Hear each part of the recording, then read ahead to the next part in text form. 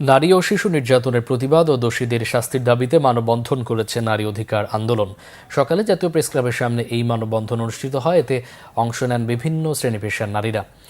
মানববন্ধনে নারী ও শিশু নির্যাতন বন্ধে বিদ্যমান আইনের কার্যকর প্রয়োগ নিশ্চিত ও দোষীদের আইনের আওতায় এনে দৃষ্টান্তমূলক শাস্তির ব্যবস্থা সহ ৬ দফা দাবি তুলে ধরেন বক্তারা। এ সময় ৯০ দিনের মধ্যে ধর্ষকদের দৃষ্টান্তমূলক শাস্তির জন্য অন্তর্বর্তী সরকারের কাছে দাবিও জানান তারা।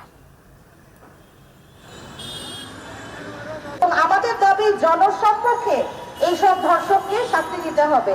আমাদের শিশুরা যেন নিরাপদে রাস্তায় চলতে পারে, আমাদের নারীরা যেন নিরাপদে রাস্তায় চলতে পারে।